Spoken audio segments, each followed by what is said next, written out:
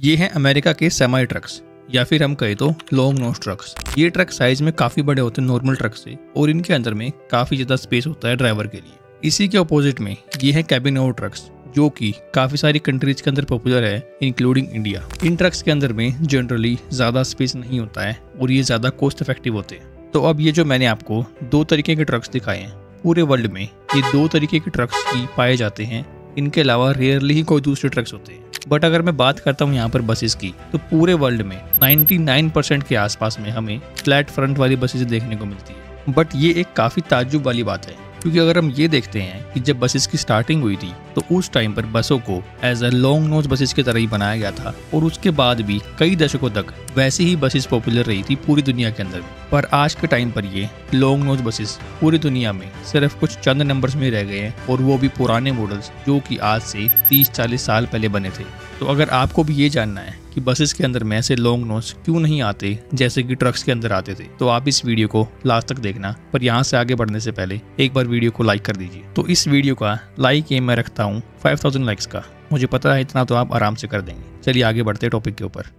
तो चलो अब सीधा कॉन्टेक्स्ट के ऊपर जंप करने से पहले ना एक बार हम ये समझ लेते हैं कि ये लॉन्ग नोज टर्म का मतलब क्या है और ये एग्जिस्टेंस में कहाँ से आया दुनिया के अंदर में। अब देखो, अगर मैं आप सभी को सिंपल लैंग्वेज में यहाँ पर समझाऊं तो लॉन्ग नोज का मतलब ये है कि जब कोई भी ट्रक या बस जिसका इंजन की आगे की साइड में रखा होता है एक सेपरेट कंपार्टमेंट में और उसका अंदर कैबिन से कोई कॉन्टेक्ट नहीं होता सिवाय स्टीयरिंग और गियर बॉक्स के और बाकी accelerator, brake and clutch pedal के, उसको कहते हैं लॉन्ग नोज। तो अब ये लॉन्ग नोज तो होगी एक बहुत ही कॉमन और एक लेमन लैंग्वेज वाली टर्म। इसके अलावा दूसरी कंट्रीज में इस डिजाइन को दूसरे नाम से भी बुलाते हैं, जैसे कि यूएस कनाडा के अंदर में कन्वेंशनल डिजाइन, बुल नोज और डॉग नोज जैसे नामों से भी इस डिजाइन को बुलाते हैं। वहीं यूरोप के अंदर में बोनेटेड ट्रक्स और ब्राजील एंड अफ्रीका के अंदर में अमेरिकन ट्रक्स। लेकिन अमेरिकन ट्रक्स क्यों? देखो यार, अब इस वाले टर्म को ना ऐसे समझो कि आज के टाइम पर साल 2025 में भी यूएस कनाडा ही वो ऐसी कंट्रीज है जहां पर की सेमी लॉन्ग नोज ट्रक्स काफी पॉपुलर हैं एंड वहां पर मेजोरिटी लोगों के पास में ऐसे ही ट्रक्स है और वो इन ट्रक्स को पसंद भी करते हैं। और किसी भी चीज की पॉपुलैरिटी दिखती है कि उस चीज के वहां पर कितने सारे मैन्युफैक्चरर है। और अमेरिका के अंदर में पीटरबिल्ट, कैनवर्थ, फ्रीडलाइनर, मैक ट्रक्स, ये कुछ ऐसे बड़े प्लेयर्स हैं जो कि बोनेटेड लॉन्ग नोज ट्रक्स को बनाते हैं और वहां पर बेचते हैं और इनके ट्रक्स काफी ज्यादा पॉपुलर हैं और बहुत ज्यादा पावरफुल भी हैं। लेकिन सवाल दिमाग में अभी भी एक है कि ये लॉन्ग नोज ट्रक्स आखिर एग्जिस्टेंस में आई कहाँ से? मतलब कि दुनिया में कौन सा था वो पहला लॉन्ग नोज ट्रक और उसके बाद में कैसे इवोल्यूशन हुआ इन ट्रक्स का? तो चलो वो भी आपको बताता हूँ। अब एक बार सोचो, जो पहले के टाइम पे राजा महाराजा के टाइम पे जो रथ को घोड़े खींचते थे, तो वहां पर जो घोड़े थे वो थे उस रथ का इंजन। और जब टाइम के साथ साथ में ट्रांजिशन हुआ और बाद में जाकर के ट्रक्स और बसेस बनाई गई, तो इनिशियली उन ट्रक्स और बसेस को भी घोड़े ही खींचते थे एंड वहां पर हम उन घोड़ों को कंसिडर कर सकते हैं एज ए बस और ट्रक का इंजन। तो उस हिसाब से बस हो या ट्रक हो,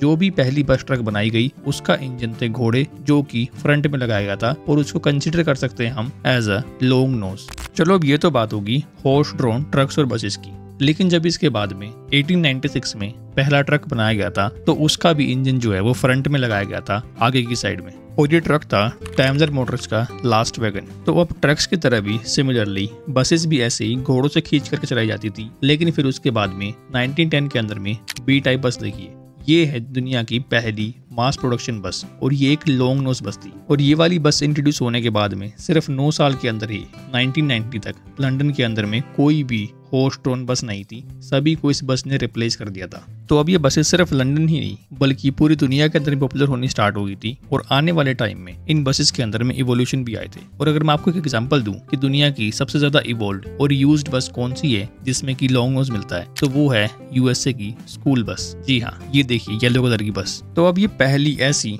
येलो कलर की लॉन्ग नोज स्कूल बस बनाई थी साल 1925 में ब्लूबर्ड कंपनी के एल्बर्ट ल्यूस सीनियर ने। और उस टाइम पर एक फोर्ड के ट्रक फ्रेम को लिया गया था और उसके ऊपर स्टील एंड वुडन बॉडी को बना करके इस बस को बनाया गया था। और फिर उसके बाद में वेरिएशन आते गए एंड आज के टाइम पर काफी कंपनीज हैं जो कि ऐसी स्कूल बसेस को बनाती है जिसमें कि आज के टाइम पर भी लॉन्ग नोज मिलता है। पर चलो एक बार स्कूल बस को छोड़ करके कुछ और बसों को देखते हैं जो कि लॉन्ग नोज वाली बसेस थी। फोर्ड थेमिस को देखिए, या फिर 1936 की व्हाइट मोटर कंपनी की मॉडल 706। ये दोनों ही बसेस जो है अमेरिका के अंदर में काफी पॉपुलर थी। इसके अलावा बेडफोर्ड की ओबी मॉडल्स, एसबी मॉडल्स और इंटरनेशनल हार्वेस्टर की लॉन्ग नोज बसेस ऑस्ट्रेलिया के अंदर में काफी पॉपुलर थी। वहीं पर रशिया के अंदर में PAZ 651 एंड GAG बसेस ये भी काफी पॉपुलर थी और ये भी लॉन्ग नोज बसेस ही थी। लेकिन इन सभी कंट्रीज को छोड़ करके अगर मैं अमेरिका की तरह ही एक कंट्री का नाम लूं तो वो थी जापान, जहां पर की ऐसी लॉन्ग नोज बसेस काफी यूज हुई थी। एक बार कुछ मॉडल्स को देखिए, Isuzu BX91, Isuzu BX141, Isuzu BX-D30, Toyota bonneted bus, Mitsubishi Fuso जो कि एक 4 व्हील ड्राइव बस थी, निसान बोनेटेड बस। ये सभी बसेस जो है वो जापान के अंदर में काफी पॉपुलर थी और वहां पर काफी अच्छा कर रही थी। लेकिन ये टाइम के साथ में ज्यादा इवॉल्व नहीं हुई थी और इसके पीछे का एक काफी इंपॉर्टेंट कारण है। तो एक बार ये कारण जानने से पहले ना हम यहाँ पर इंडिया की भी बात कर लेते हैं, क्योंकि यार वो भी जरूरी है। अब देखो 1926 के अंदर में इंडिया की पहली बस चलाई गई थी मुंबई के अंदर में, और ये एक लॉन्ग नोज बस थी जो कि एक इम्पोर्टेंट मॉडल था इंग्लैंड से। लेकिन उसके बाद भी लगातार ऐसी ही बसेस देखने को मिली। लेकिन अगर मैं बात करता हूँ इंडिपेंडेंस के बाद से, जहाँ पर टाटा ने बसेस को बनाना शुरू किया था और अशोक लेलैंड ने, तो वो दोनों ही टाइप की बसेस जो है वो फ्लैट फ्रंट वाली बसेस थी। लेकिन इन सब के बीच में भी एक एक्सेप्शन है और वो है इंडिया की नॉर्थ ईस्ट स्टेट मेघालय। और मेघालय के अंदर में अगर मैं बात करूं एक स्पेसिफिक सिटी की तो वो है शिलोंग। शिलोंग में टाटा ने जो लॉन्ग नोज वाले ट्रक्स बनाए थे मर्सिडीज के साथ में कोलैबोरेशन करके, उनके साथ में कुछ ऐसा एक्सपेरिमेंट किया है जहां पर वो वुड से उन ट्रक्स की चैसिस के ऊपर बसेस को बनाते हैं और वहां पर यूज भी करते हैं। और इन ट्रक वाली बसेस को वहां पर ओमनी बस नाम दिया गया है। अगर आपको ये वीडियो देखनी हो कि इंडिया से ये लॉन्ग नोज ट्रक्स क्यों डिसअपीयर हो गए, तो मैंने इसके ऊपर एक वीडियो बनाई है, आई बटन में और डिस्क्रिप्शन में उसका लिंक मिल जाएगा। काफी अच्छी वीडियो है, 7 लाख व्यूज होने वाले उसके ऊपर, जा करके चेक जरूर करना एक बार। तो इंडिया के अंदर में बस वही एक स्टेट है जहाँ पर ऐसे लॉन्ग नोज मॉडिफाइड बसेस आपको देखने को मिलती है। अगर आप शिलोंग से हैं या मेघालय से हैं जिसने ऐसी बसेस देखे तो कमेंट नीचे जरूर करना, मुझे अच्छा लगेगा कि मेरे वहाँ के व्यूअर्स भी हैं। तो चलो अब लास्ट में ना सारी बात घूम फिर के वहीं पर आती है कि आखिर ये लॉन्ग नोज वाली बसेस का इवोल्यूशन तो हुआ, लेकिन फिर उसके बाद में ये इतनी ज्यादा क्यों नहीं इवॉल्व हो पाई और पूरी दुनिया में स्प्रेड क्यों नहीं हो पाई जैसे कि आज के टाइम पर फ्लैट फ्रंट वाली बसेस है। अब चलो इस चीज को ना मैं आपको डिटेल में समझाता हूँ। 1910 के बाद में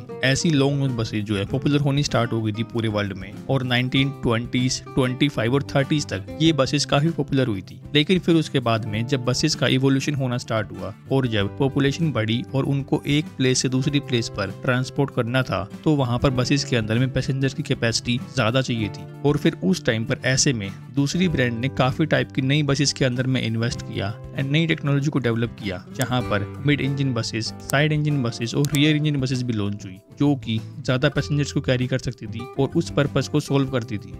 वहीं पर इसके अलावा एक और कंसर्न था और वो था कॉस्ट को कंट्रोल में रखने का।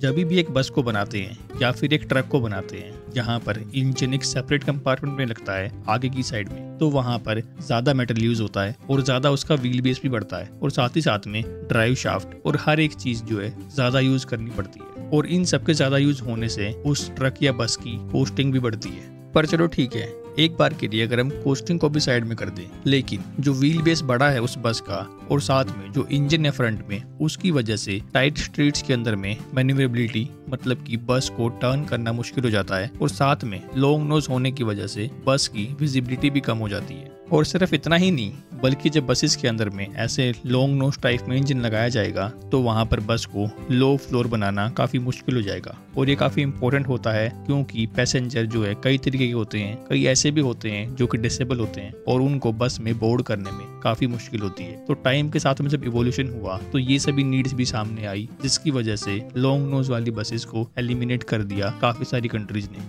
तो चलो अब एट लास्ट में बात कर लेते हैं कंक्लूजन की। अब देखो, मेन पर्पस जो होता है एक बस का वो होता है पैसेंजर्स को ए प्लेस से बी प्लेस तक ट्रांसपोर्ट करवाना, और वहीं पर जो लॉन्ग जर्नी वाली बसेज होती है उनको विद कंफर्ट के पैसेंजर्स को ए प्लेस से बी प्लेस पर ट्रांसपोर्ट करवाना। और इसी चीज के लिए जो है वो रियर इंजन बसेस भी लाई गई थी, क्योंकि वो बसेस ज्यादा कंफर्टेबल थी क्योंकि इंजन रियर में लगा हुआ था। और जब टाइम के साथ में इस चीज को रिकॉग्नाइज किया गया कि लॉन्ग नोज वाली बोनेटेड बसेस जो है इस पर्पस को सोल्व नहीं करती, ना तो वो ज्यादा पैसेंजर्स को कैरी करती है, ना वो फ्यूल एफिशिएंट है, ना उनकी मैन्युफैक्चरिंग कॉस्ट कम है, ना ही वो चलाने में आसान है, ना ही उनकी विजिबिलिटी अच्छी है, और ना ही उनके अंदर में लो फ्लोर लाया जा सकता है।